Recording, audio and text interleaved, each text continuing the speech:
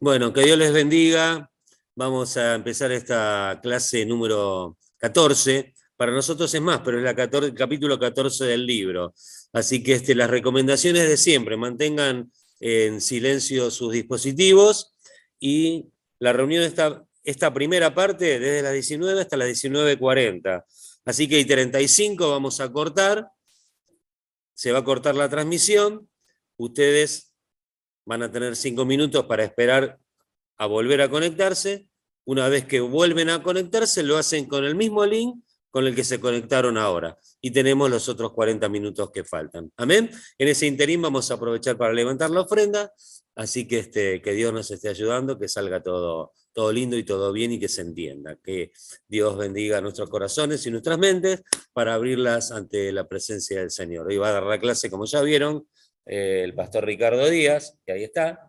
Así que vamos a hacer una oración y empezamos. Si quieren estar de pie y si quieren pararse en sus casas también, salvo los que están fracturados. Padre amado, te damos gracias, Señor, por esta ocasión que tenemos de aprender tu palabra. Te pedimos que tú seas abriendo nuestra mente, nuestros corazones, para poder recibirte de manera dócil, con gozo, y que podamos aprovechar todo este tiempo, Señor, que podamos aprovechar la clase que va a dar el pastor Ricardo, que tú seas ungiéndolo con tu Espíritu Santo, y que tu Espíritu Santo llene nuestras vidas para seguir conociendo más de ti, en este lugar que nos has puesto. En el nombre de Jesús te lo pedimos y te damos gracias. Amén. Amén. Gracias, Señor. Gracias. Gracias, Señor. Bueno, le damos gracias al Señor. Voy a compartir pantalla. Como decía Roberto, bueno, seguimos con el libro de Pablo Job, capítulo 14. ¿Ven? Buenas noticias para todos. La buena noticia que vino a traer nuestro Señor Jesucristo cuando se hizo hombre. Amén, que es el título de este libro. Espero, como les adelantó Roberto, que lo hayan podido leer, ¿no? Para que ya esté más o menos interiorizado de lo que vamos a estar viendo. Y también, bueno, les adelantó Roberto de leer el capítulo 24 de Mateo, que es donde nos vamos a basar más, pero también el capítulo 13 de Marcos y el capítulo 21 de Lucas, también, que tratan justamente sobre el discurso sobre los sucesos futuros, que lo que vamos a estar tratando en este capítulo. Y así les pido disculpas por alguna imperfección. Amén. Estuvimos probando con Roberto, esperemos que salga todo bien. Voy a comenzar a compartir pantalla. Está inhabilitada la función acá, Robert.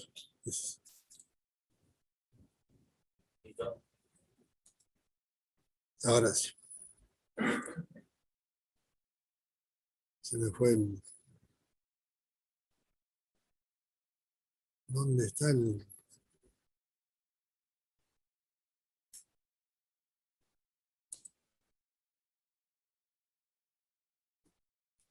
Se me fue el Zoom.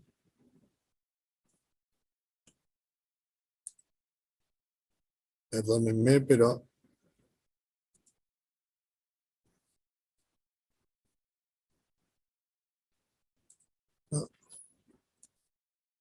No me sube el... Ahí debería poder compartir. Sí. Pero no me sale el...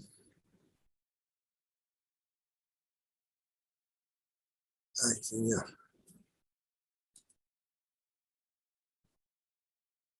No sé por qué no sale Power. Está cerrado. ¿Lo viste antes? Estaba abierto antes, sí. Acá está. Ahora bien. sí.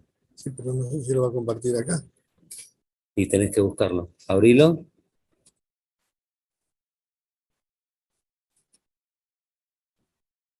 ¿Lo cierro? No. Abrila. Ándate al ¿A dónde? Zoom. Acá. Y ahora compartí pantalla de este. ¿No? ¿Es ese? ¿Ves que no sale? Ay, señor. Cerralo, ¿eh? Compartí pantalla otra vez. Ahora Acá sí. está. Ahora sí. Compartir. Ahí apareció. Listo. Qué trabajo. No quería que veamos las buenas noticias. Bueno, este es el título. Amén, apareció, al fin. Buenas noticias para todos, parte 2 del libro Se hizo hombre, Pablo Job, capítulo 14. Acabas de poner pantalla completa. Pinchando acá. Ahí. Ahora está. Bueno, ven las manitos, dándole gracias al Señor, amén, por las buenas noticias. Espero que sea bastante gráfico esto. No me quiero pasar de largo. Bueno, el tema principal es esto, el discurso sobre los sucesos futuros. Amén. El Señor comenzó este discurso después de haber salido del templo, la última vez que estuvo visitando el templo. Y este discurso se relaciona, según ustedes lo habrán visto en el libro, sobre la ruina de Jerusalén principalmente, lo primero que iba a acontecer, las pruebas de los cristianos, que iban a pasar los cristianos, la gran obra de evangelización, también llevando justamente estas buenas noticias hasta el último de la tierra, y su venida y el fin del juicio final sobre las naciones. Principalmente abarca estos puntos. Y nos vamos a basar, como les decía antes, en Mateo 24 y también apoyarnos en los pasajes paralelos que se encuentran, correlativos que se encuentran en Marcos 13 y Lucas 21, ¿ven? Que narran también estos sucesos. ¿Ven? Para introducción, vemos la palabra en Mateo 24:3, donde el Señor dice, y estando él sentado en el monte de los olivos, los discípulos se le acercaron aparte diciendo, dinos cuándo serán estas cosas y qué señal habrá de tu venida y del fin del siglo. Y cuando le está preguntando esto, están haciendo referencia a lo que el Señor les decía en Mateo 24:2, que dice, ¿veis todo esto? De cierto os digo que no quedará aquí piedra sobre piedra que no sea derribada. Hay un comentario en el libro sobre un escritor inglés, Juan Gibson, y lo llama a este discurso las profecías del Monte de los Olivos. En este pasaje de Mateo 24:3 aparece la primera vez la palabra venida, amén, del griego parousia, significa presencia, ¿no?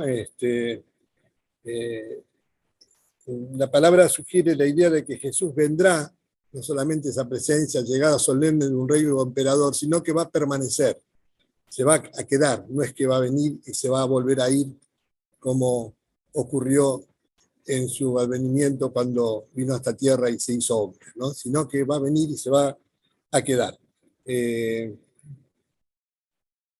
Vamos a ver el primer punto que encontramos es justamente y trata sobre la caída de Jerusalén y la segunda venida.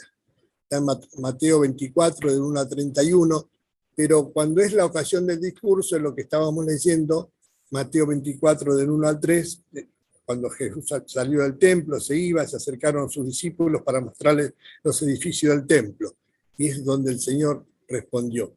En el otro pasaje, a mí me llamaba la atención, porque en Marcos, dice que uno de sus discípulos le dijo, maestro, mira qué piedras y qué edificios, ¿no? El orgullo, ¿no? Que ellos mismos sentían por el templo, ¿no? Yo digo, a veces el Señor nos contesta, hubiese dicho, sí, la verdad, qué hermoso templo, ¿no? Quizás se hubiesen quedado más tranquilos, pero el Señor va directo al grano, ¿no? Parecía que se estaban apoyando mucho en el templo. Y el Señor le responde en Mateo 13, ¿ves estos grandes edificios? No quedará piedra sobre piedra que no sea derribada. Bueno, 40 años después de estas palabras del Señor se cumplió la profecía al pie de la letra, lamentablemente para ellos. favor, un saludo. Quiero adelantar mucho.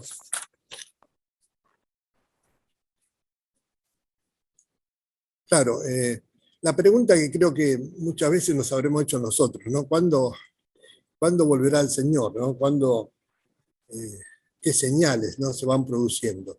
Y creo que justamente la palabra de Dios nos va indicando. Si estamos atentos a ellas y prestamos atención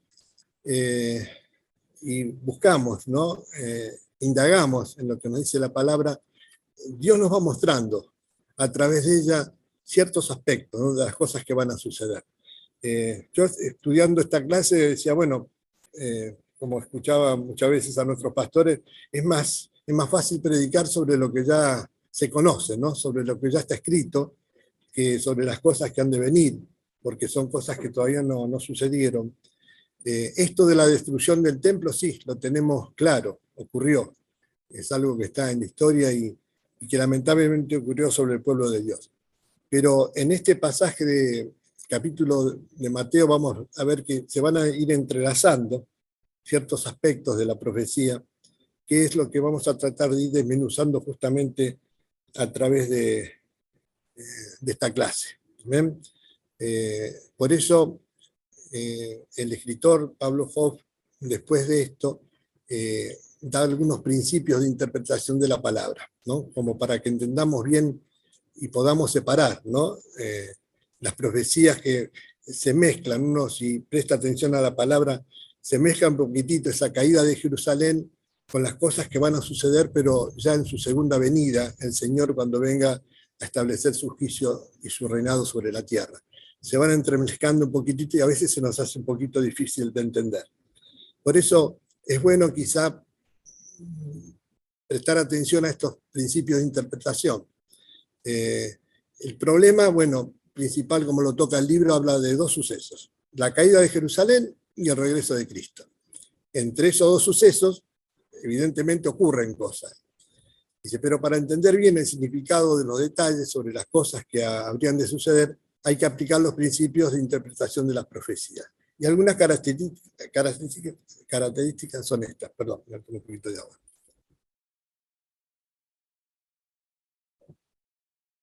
Muchas veces las profecías no presentan los sucesos en orden cronológico.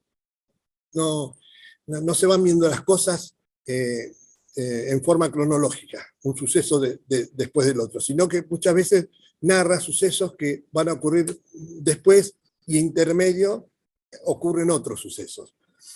A veces las descripciones proféticas pasan de un suceso cercano, esto es lo que decíamos, a otro muy lejano, sin indicar que habrá un intervalo de tiempo entre los dos. Y también omiten, bueno, justamente esos sucesos intermedios. Y con frecuencia los profetas emplean un acontecimiento cercano como símbolo profético de algo de mayor trascendencia. Esto es lo que también vamos a ir observando. Yo acá hice un gráfico como para que quizás se vea. Un profeta a lo mejor ve la cima de la profecía, ¿no?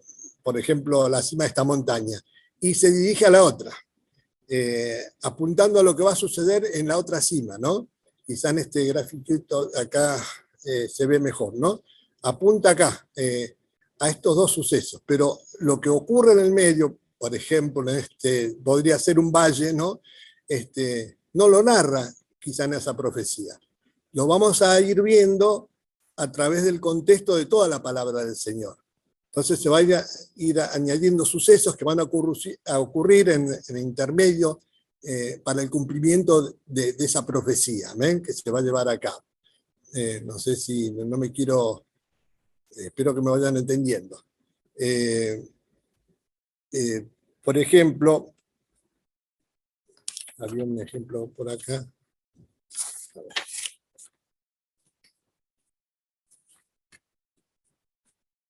Bueno, me viene a la mente el comentario de Isaías, ¿no?, en el capítulo 53.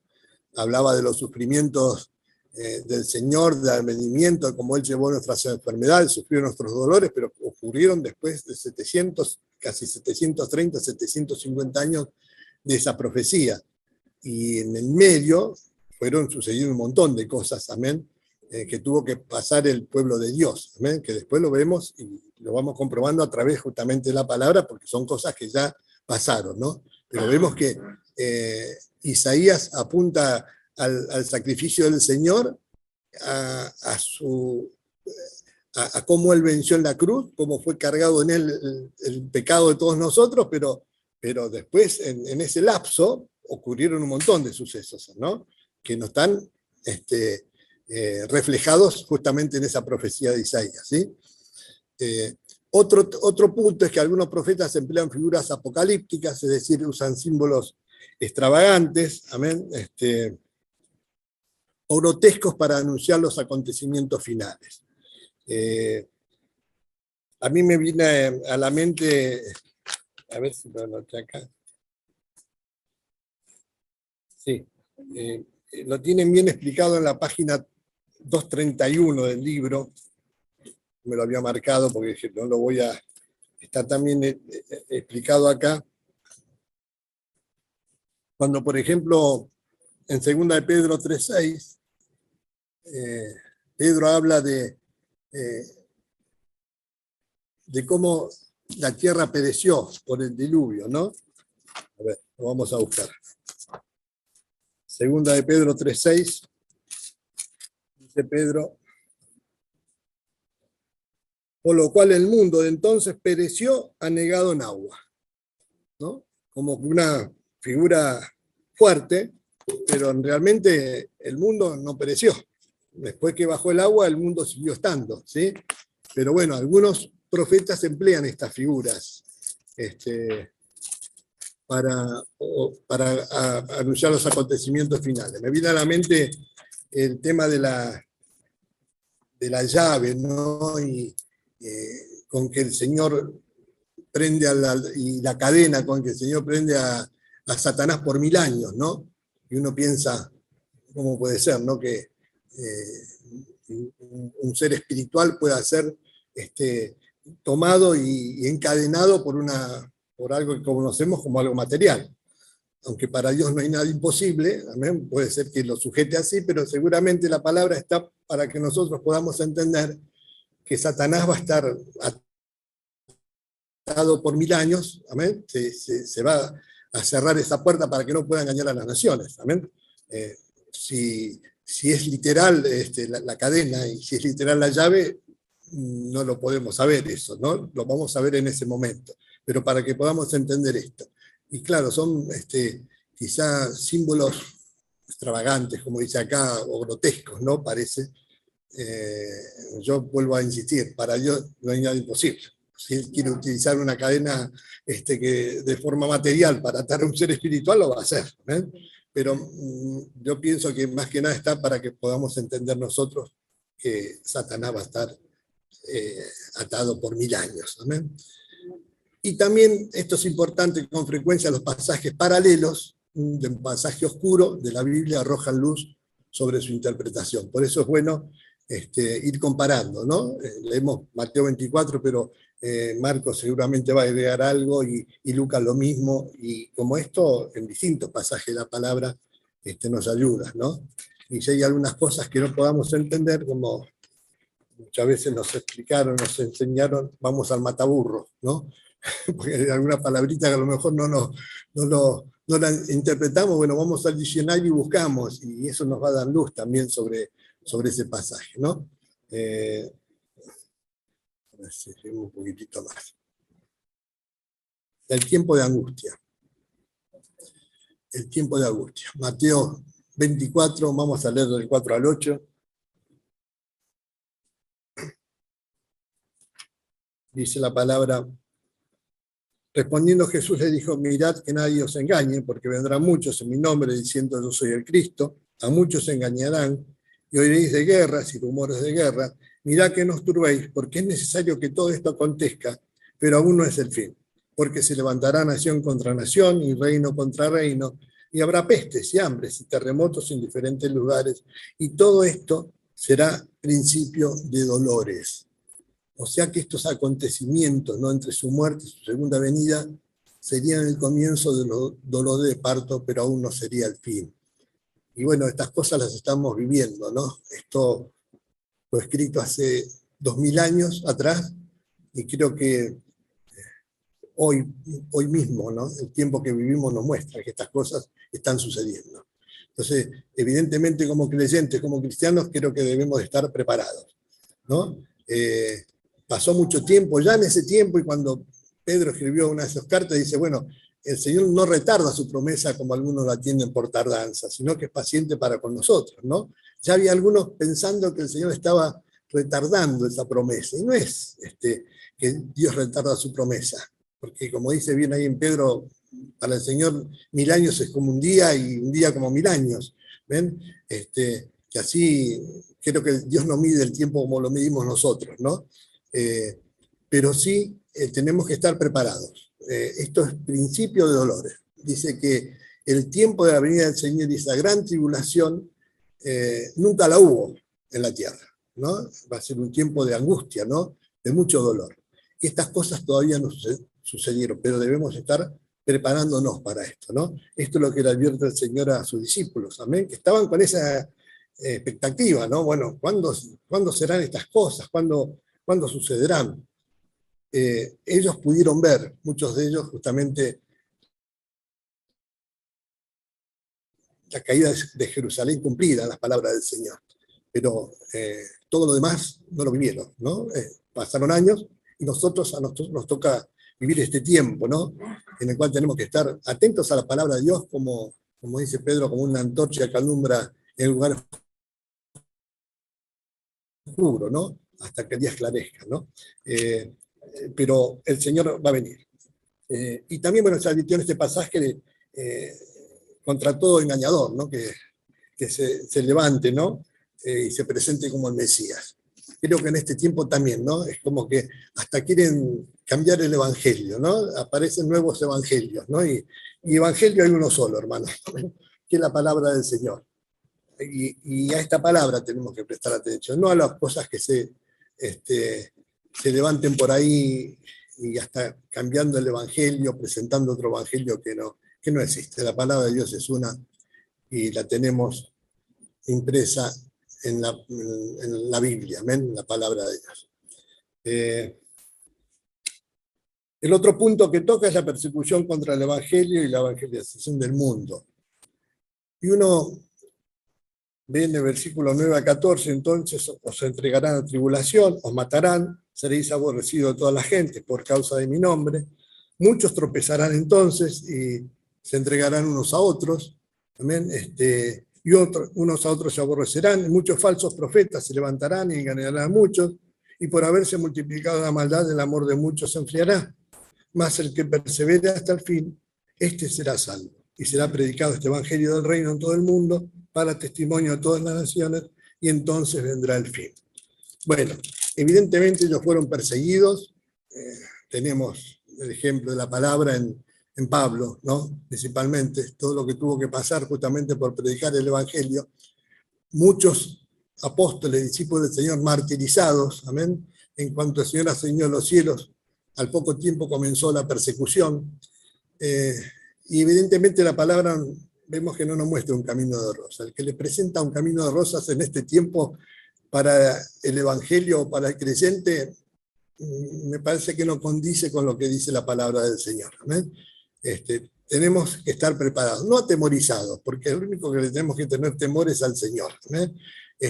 No atemorizados, pero sí preparados para todas estas cosas. Porque a lo mejor muchos pensando que la prosperidad y que al creyente no le puede pasar nada, cuando suceden estas cosas se sienten desanimados, desalentados, y puede llegar a pasar que se le enfríe el amor, como advierte el Señor. Que Dios nos libre de esto, ¿no? Entendemos la palabra del Señor. El Señor nos promete un camino de rosas, pero sí nos promete que va a estar con nosotros todos los días hasta el fin del mundo. Y como dice el texto de Lucas 21:18, dice que ni un cabello de vuestra cabeza perecerá, ¿no? O sea que el creyente está bajo el cuidado y la salvaguarda de Dios hasta el último de sus cabellos. Yo siempre hago el chiste con mi cabeza, ¿no? Que el Señor conmigo tiene menos trabajo, ¿no?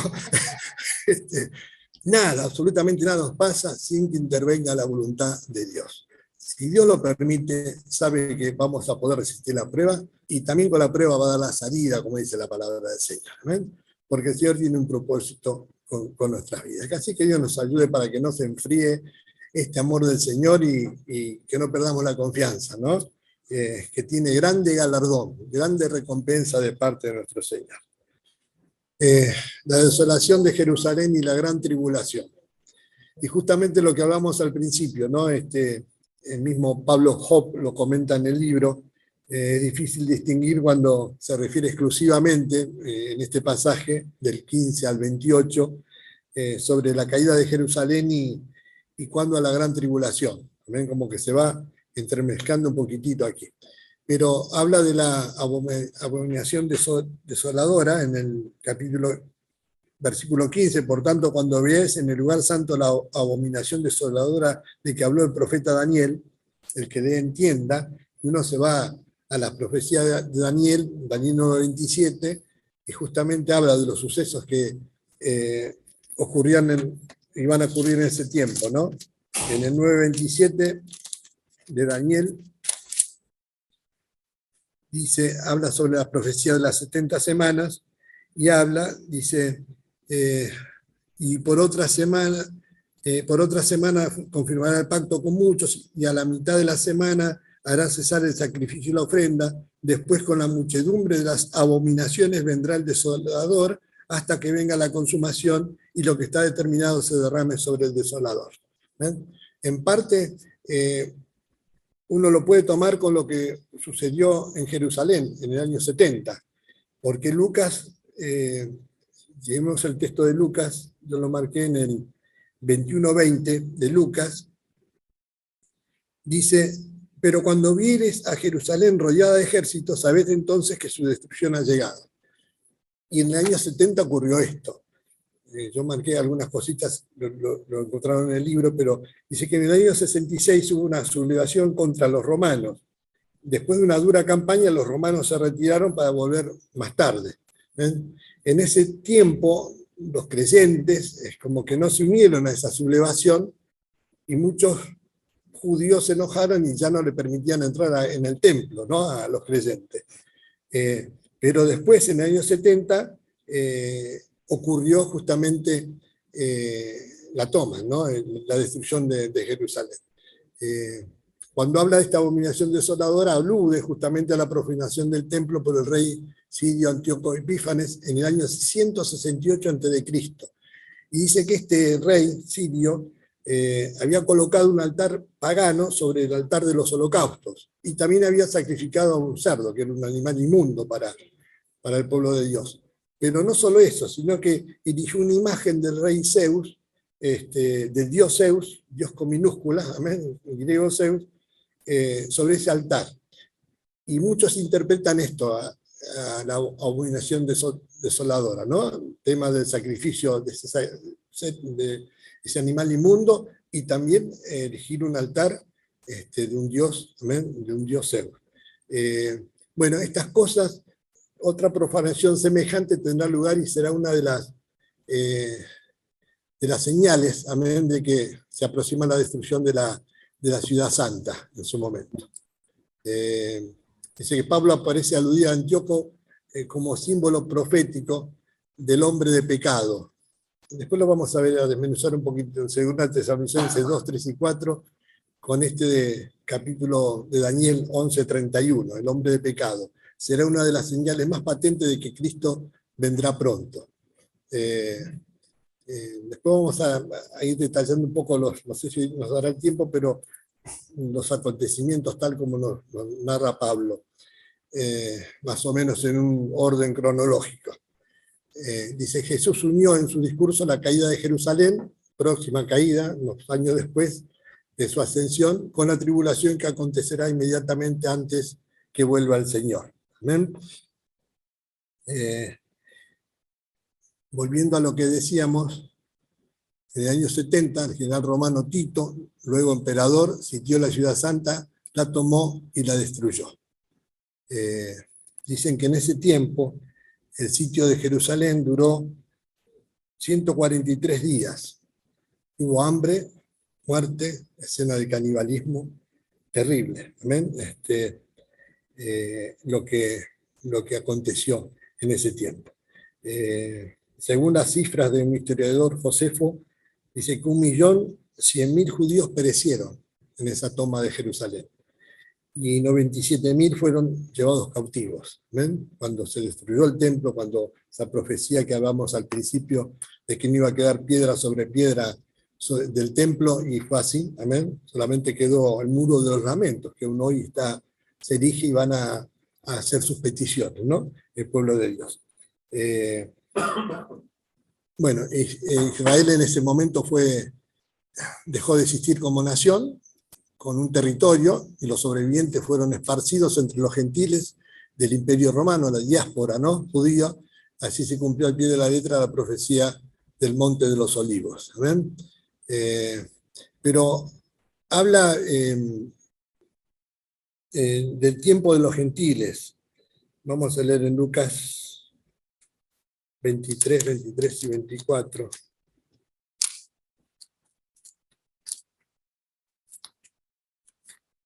No me lo marqué para buscarlo más rápido, pero...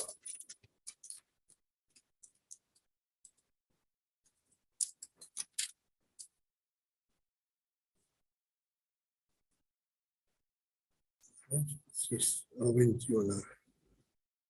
Me parece que está marcado mal.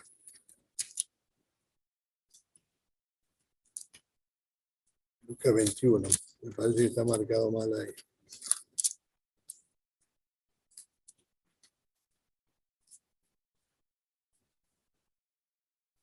Sí, dice más, es Lucas 21, perdón, ahí está marcado 23, 23 y 24, es Lucas 21, ¿sí?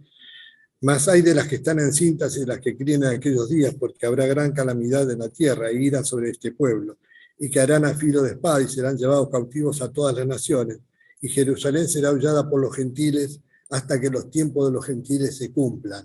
Ven, acá hay un error en la placa, es Lucas 21, amén, 23 y 24, ¿sí? Pero habla del tiempo de los gentiles, y sobre este tiempo de los gentiles hay dos teorías. Una que es el periodo durante el cual los creyentes gentiles reemplazarían al pueblo judío, y la que parece más correcta es la dominación de las naciones gentiles sobre Palestina y Jerusalén, ¿ven? Que es lo que comenzó a suceder después de la caída de Jerusalén, hasta el año 1948, cuando Israel se volvió a constituir como nación, amén. 1949 creo que se decretó la independencia, ¿no?, nuevamente de Israel. Volvieron a su tierra, pero estuvieron esparcidos por todo el mundo. Y aún hoy siguen muchos, ¿no? No todos volvieron tenemos mucha comunidad en nuestro país y en muchos países del mundo, ¿no? En ese sentido. Pero bueno, en sí la dominación de las naciones gentiles está en todo el mundo en este tiempo. Por eso el tiempo de los gentiles podemos decir que es este que estamos viviendo hasta que el Señor venga y justamente se cumpla el juicio sobre las naciones gentiles, ¿no?, y se establezca el reino milenial sobre la tierra. Este es el tiempo que estamos viviendo donde las naciones dominan, amén, dominan la tierra. Yo había marcado algo. Bueno, es esto. Jerusalén será hollada. Acá lo tengo bien anotado, 21, 24, y ahí quedó 23. Bueno, siempre algún error sucede. Eso que lo revisé un montón de veces. Bueno. Hay otra placa que quizá ilustra un poquito. Jerusalén y Palestina estuvieron ocupadas y dominadas por los gentiles durante casi 2 milenios. En el presente siglo se desarrolló el movimiento sionista y en 1948, después de la Segunda Guerra Mundial, se proclamó la existencia del moderno Estado de Israel. El retorno de los judíos a Palestina y su control sobre Jerusalén es significativo, aunque no determinante, pero nos hace creer que nos aproximamos al segundo venimiento de Cristo. ¿Ven? Tengo entendido que están buscando todas las cosas para erigir nuevamente el templo, ¿no? Y que ya tienen casi todo listo como para levantar el templo. Pero por esto digo, hay acontecimientos que narra la palabra, que todavía no sucedieron. Falta un tiempo. Cuando Daniel habla de 70 semanas, uno se mira un poco la profecía ahí en el capítulo 9 y los días que ocurrieron, son 70 semanas de años, ¿no? Semanas de 7 años, no de 7 días, sino de 7 años. Y son 490 años. 483 años de esos 490 ya se cumplieron. Y muchos toman esto desde que Esdras levantó nuevamente el templo, cuando regresaron de la cautividad, hasta el Señor, hasta que el Señor comenzó su ministerio y murió en la cruz. En ese momento es como que falta cumplirse una semana, 7 años de esa semana, y como que muchos opinan que el reloj de Dios se paró, ¿no? En el momento que el Señor fue clavado en esa cruz, se paró para el trato con los judíos, con su pueblo. ¿Ven? Es como que las promesas y todo quedaron ahí como en stand-by, ¿no? Y comenzó a tratar con la iglesia. En ese sentido, sí, el Señor está tratando en este tiempo, pero no con los gentiles, sino con la iglesia, donde no hay judíos, donde no hay griegos, donde somos uno en el Señor. Amén. Los tratos y los pactos del Señor se están cumpliendo sobre la iglesia en este tiempo. Cuando el Señor vuelva a levantar, lo primero que va a acontecer va a levantar a su iglesia, ahí va a comenzar nuevamente el reloj de Dios a funcionar, y se va a comenzar a vivir aquí en la tierra esa última semana de 7 años, ¿amén? Que habla de la gran tribulación. No quiero marearlos con esto, pero bueno, vamos a ir avanzando de a poquito, a ver si podemos agregar algo más. Su segunda venida acontecerá inmediatamente después de la gran tribulación que él describe en Mateo 24, del 21 al 28, y Marcos 13, 19 al 23. Mateo 24, 21 al 28, dice: porque habrá entonces gran tribulación, cual no la ha habido desde el principio del mundo hasta ahora, ni la habrá, y si aquellos días no fuesen acortados, nadie sería salvo, mas por causa de los escogidos aquellos días serán acortados. Entonces, si algunos dijeren, mirad, aquí está el Cristo, profetas, falsos cristos y falsos profetas, y harán grandes señales y prodigios de tal manera que engañarán, si fuera posible, aún a los escogidos. Esto habla de cosas que van a suceder durante la gran tribulación, ¿sí?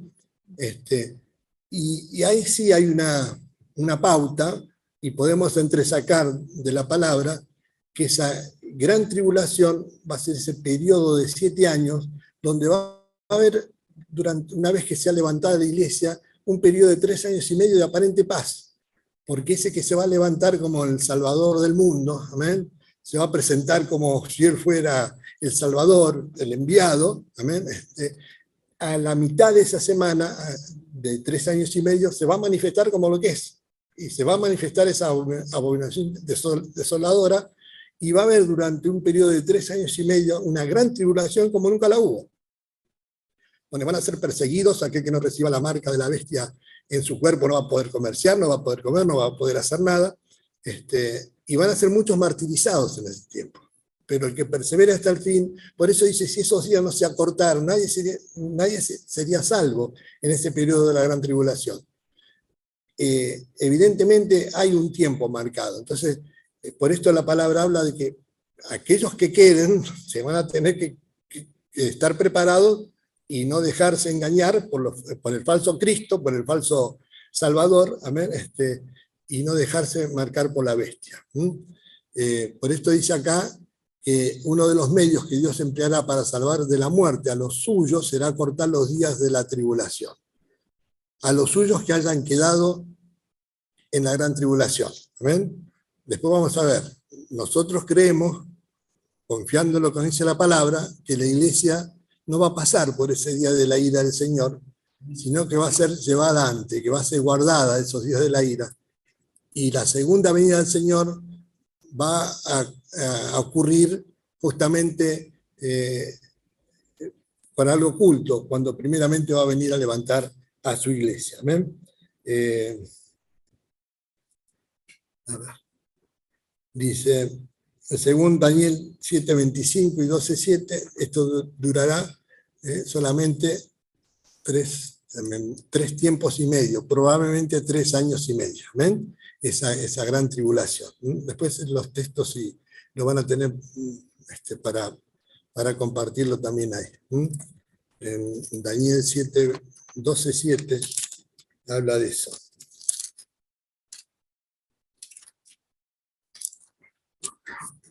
Dice la palabra, y oí al varón vestido de lino que estaba sobre las aguas del río, el cual alzó su diestra y su siniestra al cielo, y juró por el que vive por los siglos, que será por tiempos, y la mitad de un tiempo. ¿Ven? Esto calculamos que son esos 3 años y medio. Y cuando se acabe la dispersión del poder del pueblo santo, todas estas cosas serán cumplidas, ¿no? Y ahí le dice a Daniel que no selle las palabras de esto, ¿no? Que las cosas se van a terminar cumpliendo. Ya esto es para otro estudio, ¿no? Si no lo realizaron en la iglesia, a lo mejor de Daniel y las profecías, ¿no?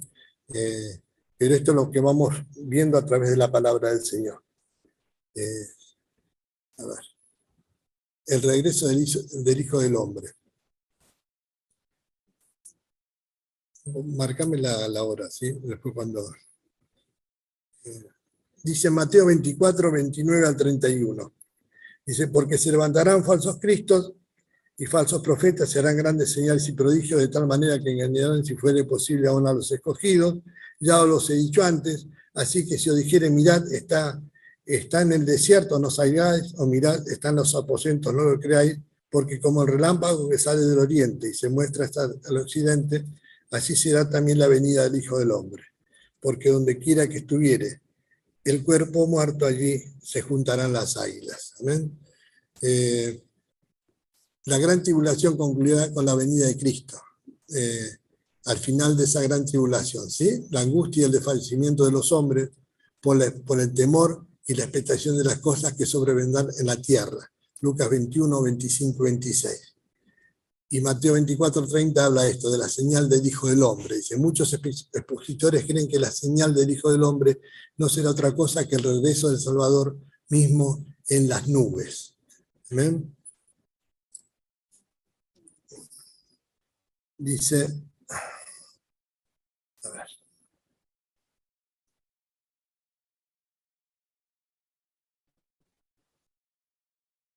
Por ahí lo tienen en el libro, yo lo escribí acá. Será el suceso más impresionante de la historia mundial. ¿Ven?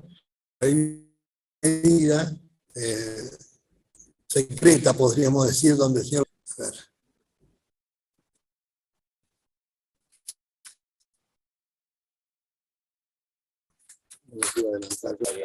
A ver. Bueno. Entonces lo más lindo lo vamos a dejar para la próxima clase. ¿Amén? Pero nos exhorta Jesús a la vigilancia. ¿Amén? A estar atentos. Mateo 24, 32 al 51, no lo vamos a leer, después complételo. Pero habla de prestar atención a los presagios. ¿Sí? Habla de la parábola de la higuera y de todos los árboles. Amén. Dice la palabra que, claro, cuando, así como las hojas de los árboles al brotar son un presagio de que la primavera está cerca, a punto de llegar, lo que nos está pasando en este tiempo, también las señales de la cual habló él son indicaciones de que se acerca el fin de esta edad. Solo Lucas dice, sabed que está cerca el reino de Dios, ¿no? El reino de nuestro Señor. No pasará esta generación. Este pasaje parece referirse, sí, como decíamos antes, justamente a la destrucción de Jerusalén, ¿también? Que muchos de ellos tuvieron que vivir. Pero también habla de que los creyentes siempre debemos estar preparados para este gran acontecimiento, ¿no? De la venida del Señor. Bueno, no sé, no me quiero adelantar al otro porque no lo vamos a... a ver, uno más. Dice, mirad por vosotros mismos, ¿no? Esto nos llama a vigilar, a orar. Con la época de Noé, dice, la vida siguió su curso normal, pero también nos habla la palabra que uno será tomado y otro será dejado. Y después lo vamos a ver, lo vamos a dejar para la próxima clase, así redondeamos todo, sobre el rapto de la iglesia, sobre la venida secreta de Cristo por los suyos, sobre el arrebatamiento. Yo le puse que no lo verá todo ojo, el encuentro será en el aire, y después sí el anticristo se manifestará solamente después que sea, dice, quitado aquello que detiene la acción del misterio de iniquidad. Y después esto quería dedicarle un poquitito más de tiempo, porque es lo que estamos aguardando como iglesia, ¿no? como creyentes, ¿no? No sabemos el día a la hora, pero sabemos que tenemos que estar preparados. Los tiempos nos muestran que las cosas están sucediendo tal como dice la palabra: guerras, rumores de guerras, pestes, el carácter de los hombres, amén, fríos, intemperantes, crueles, aborrecedores, homicidas, es lo que estamos viviendo.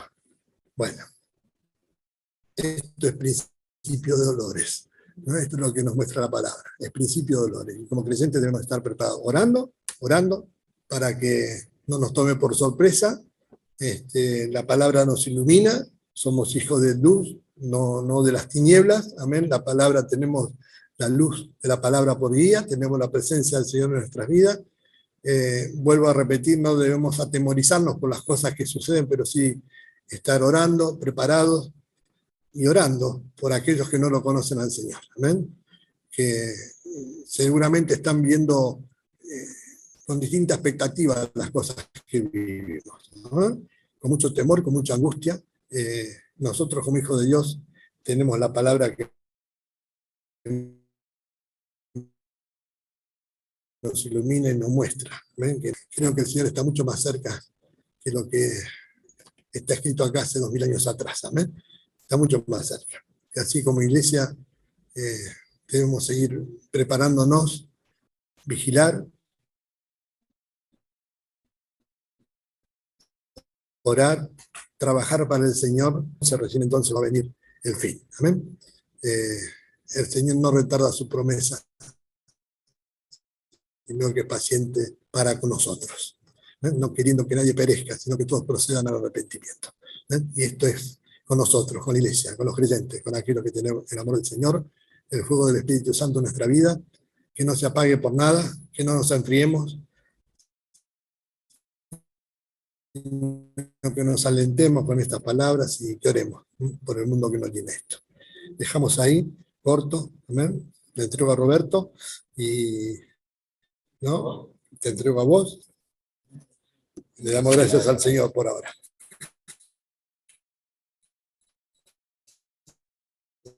Espero que hayan entendido. Bueno, yo si le tengo que poner un título a esta clase le pondría El despertador, porque estos anuncios nos despiertan. Amén, nos despiertan a estar atentos, a estar vigilante, porque el Señor viene pronto.